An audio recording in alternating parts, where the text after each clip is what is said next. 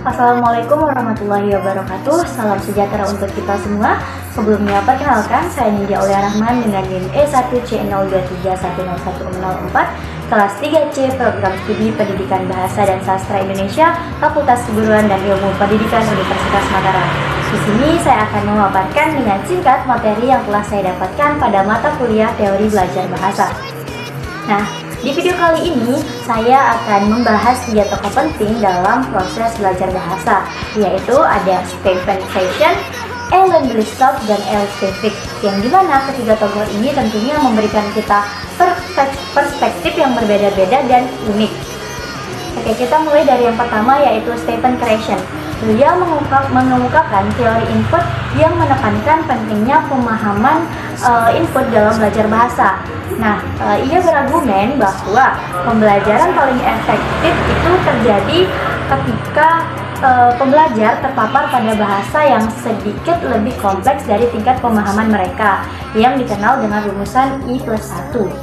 Nah, Krashen ini membedakan antara akuisisi, proses alami yang terjadi melalui interaksi, dan pembelajaran yang lebih formal. Nah, di sini Krashen mengungkapkan 5 hipotesis yang dimana kelimanya itu mencakup konsep input yang dapat dipahami serta pengaruh faktor emosional seperti motivasi dan kecemasan yang dapat memperlancar atau menghambat proses belajar.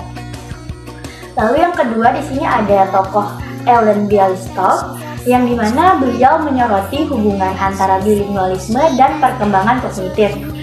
Ia berargumen bahwa belajar bahasa kedua tidak hanya memperkaya kemampuan komunikasi, tetapi juga berkontribusi pada peningkatan keterampilan berpikir kritis dan pemecahan masalah.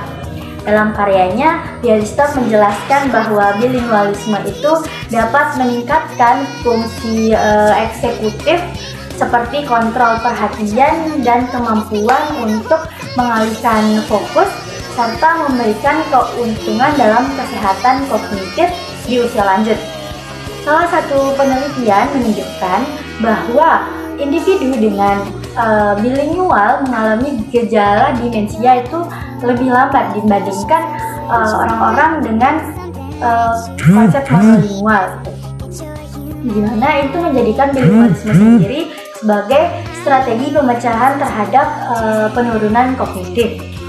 Lalu tokoh yang ketiga adalah Else Stevick, yang dimana beliau dikenal dengan pendekatan humanistik dan holistik dalam pembelajaran bahasa.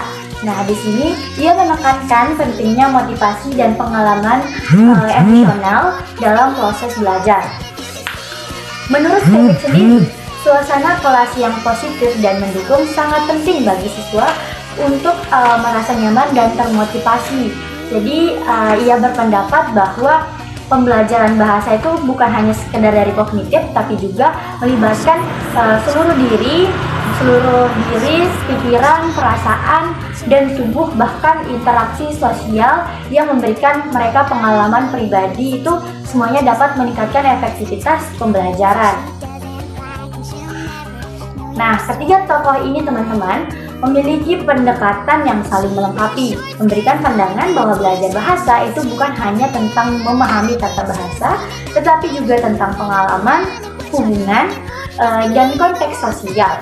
Nah, dengan kita memahami ketiga teori ini sebagai seorang pendidik di masa depan, kita dapat merancang metode pengajaran yang lebih inklusif dan efektif, serta memberikan pengalaman belajar yang lebih holistik bagi siswa. Mungkin hanya itu yang dapat saya sampaikan. Terima kasih, kurang dan lebihnya mohon maaf. Wassalamualaikum warahmatullahi wabarakatuh.